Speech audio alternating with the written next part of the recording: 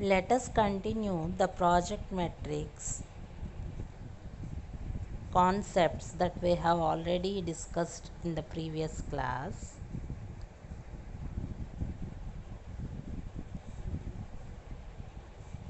Let us understand the metrics in the process and project domains.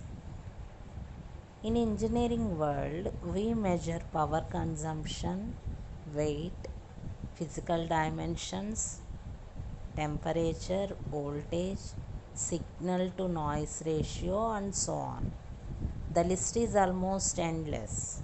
Whereas in software engineering world, we have trouble in agreeing on what to measure and also what are the measures to be evaluated from the collection of the products. Hence, the process indicators enable a software engineering organization to gain insight into producing efficiency on an existing process. The process indicators are responsible related to the paradigm, software engineering tasks, milestones, and work products.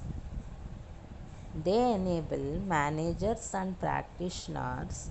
Here, practitioners are referred as professionals. The term, whenever we use in software engineering, remember that we use practitioners as professionals. So, they assess what works and what doesn't work in order to process the software. The process metrics are collected across all projects and over long periods of time. Their intent is to provide indicators in such a way that they lead to long term software process improvement. The process metrics that we have collected undergo different projects. Few projects may take only within weeks of time. Few projects are in such a way that they take years to go or months to go. So, depending upon the project, type of project we choose, the indicators must be provided related to the process metrics. Next, coming to the project indicators, they enable a software project manager to do 5 tasks. Those are: assess the software of ongoing project. The project managers will be assessing the project that is undergoing and keep always a sight on that particular project and its status. The second one is track potential risk. If any risk occurs in between the designing or creation or testing the project, then they need to face certain types of risk related to team members or any higher or authorities related to that project. The third one is uncover problem areas before they go critical. We need to here project manager responsibility is to identify the uncovered problem areas that may undergo criticalness while the project is being going on. So it is the responsibility of the project manager to identify such type of problematic areas which may be in future attacked for that project. It must be identified beforehand. The next one is adjust workflow or task. The project manager is responsible to adjust the works between the team members, and also in the absence of any team member, the project must not stop. They need to arrange certain members in place of them such that the work goes on continuously. And The fifth one is evaluate the project team's ability to control quality of software work products. The project manager must evaluate the team members related to the project in such a way that the quality of the software product must be maintained and it should be controlled whenever needed in between the processing the project. In some cases, the same software metrics can be used to determine project and then process indicators. In fact, measures that are collected by a project team are converted into metrics for use during a project and can also be transmitted to those with responsibility for the software process improvement. For this reason, we can easily identify that the same metrics may be used in both the process and also in the project domains. Coming to the next concept, that is process metrics and software process improvement. We need to remember a point under this topic, that is, it is important to note that process is the only one of a number of control factors in improving software quality and organizational performance. We need to measure the two factors related to the software improvement. Those are, one is quality and another one is organizational performance related to that project. So if you observe the diagram on the right side, it is represented with a process surrounding with product, people and technology. Whenever we perform any project, we need to know the characteristics of the customers. So the customer characteristics is in between the people and also the product. When these characteristics are identified, then the software manager is responsible on business conditions attained in order to complete that project. It is in between the product and also technology. What is the product we need to design and what are the technologies taken into account in order to fulfill that project. Those are nothing but business conditions. Next, coming to the development environment. Here, the development of the project is undergone between the people and the technology, because the end user gives several data in order to process that data using a technology in order to form as a project. For that reason, the managers must bridge a interaction between the people and the technology. The people interests are to be taken into account, and depending upon the interest, which technology is to be opted must be decided by them. These are determinants for software quality and also effectiveness of the organizational needs. For better understanding, the definitions for all these are: process include factors that have a profound influence on software quality and organizational performance, as we have discussed here.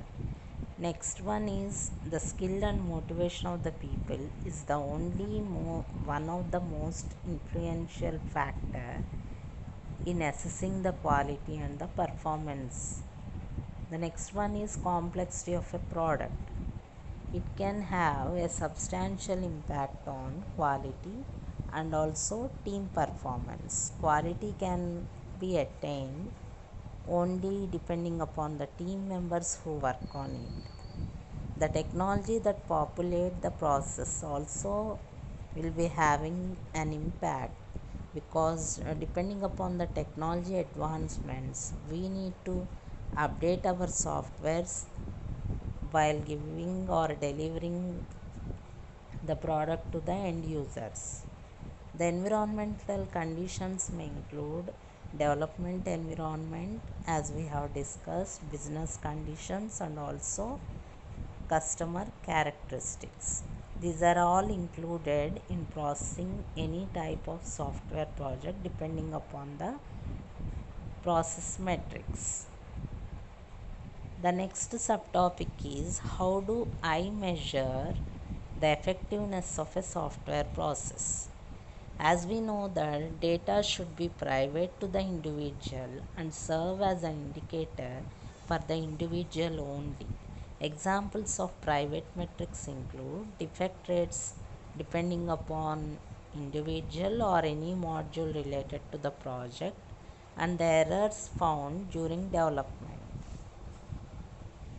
We measure the efficacy of a software process indirectly. It means we derive a set of metrics based on the outcomes that can be delivered from the process. So depending upon the outcomes, we will be deriving set of metrics. The outcomes include measures of errors uncovered before release of the software.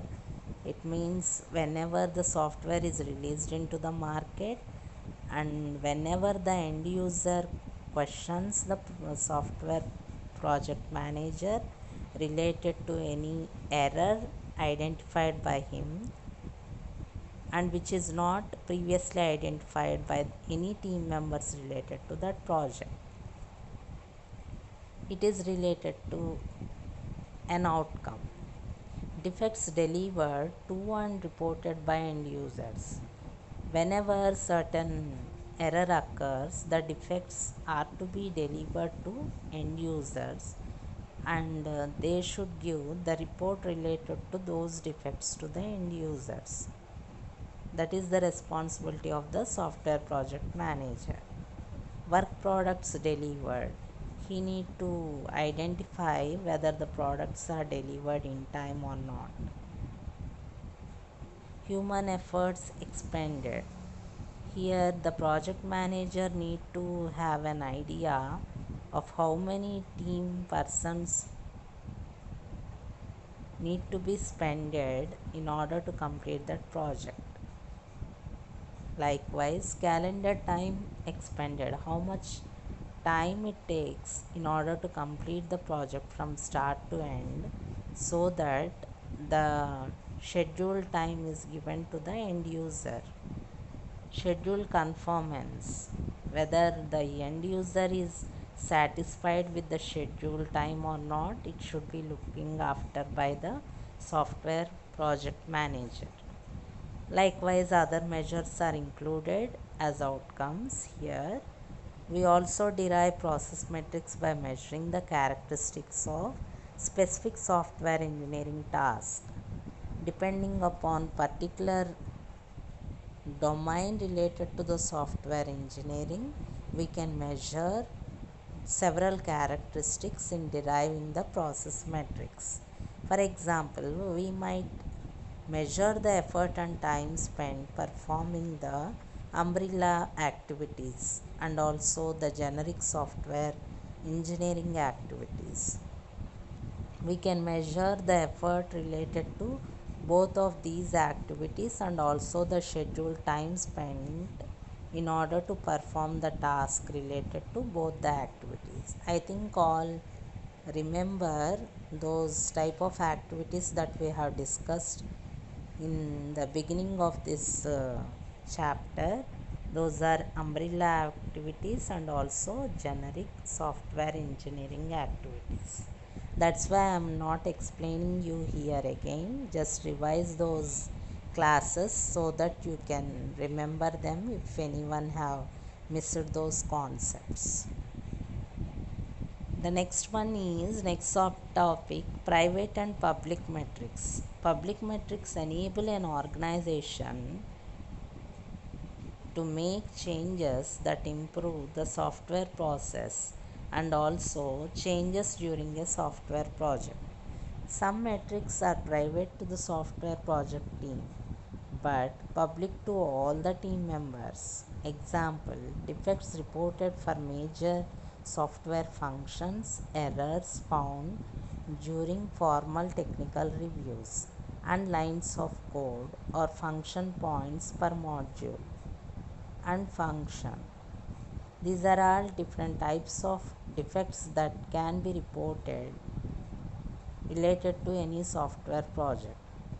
So these data are to be reviewed by the team members in order to uncover the indicators that have improvements for the team members in their performance in fulfilling the software project.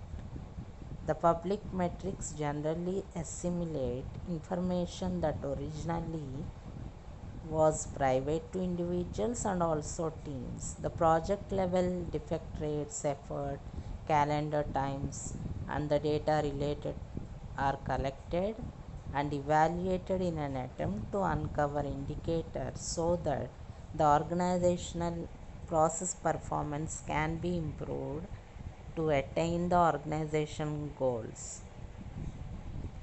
The next topic is software process metrics.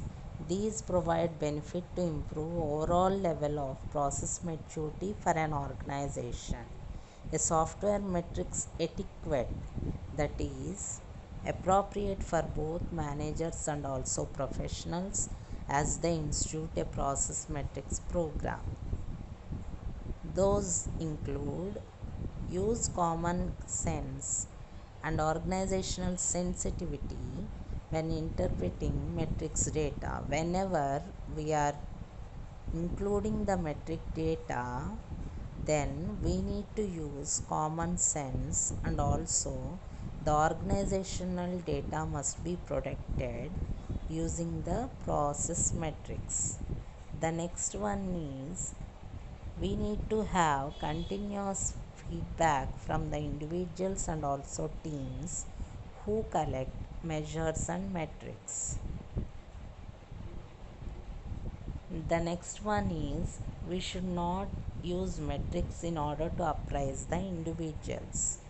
We should appreciate them personally, but we should not use in our metrics. Whenever we are working with professionals and teams, we need to set clear goals in order to achieve them, and that metrics will be used to achieve, not to just display under the metrics. Never use metrics to threaten individuals or teams. We should never threaten or abuse any individual or team members while designing the metrics. The next one is metrics data indicate a problem area should not be considered negative. Any data that is considered as a metric data, we should not use the negative sense of that data. These data are merely an indicator for process improvement. Only for improving the process we are using certain metrics, but we should not represent them as negative. And the last concept under this is we should not obsess on a single metric to the exclusion of other important metrics. It means whenever there are several metrics involved, we should not depend upon a single metric and exclude all the remaining metrics whenever our project is starting. We should complete our project depending upon the metrics that we have chosen, and we should not break in between the software project, because it leads to the performance measures and also the organizational goals may not be met. That is the reason why we continuously keep on working on the project. Whenever certain metrics are to be designed in that project must be fulfilled with all the allowances related to the project members. Hope you have understood this concept. So today's learning outcomes are metrics in the process and project domains, process metrics, software process improvement, private and public metrics, and the last one is software process metrics. Thank you one and all for listening. If you have any queries, please ask me.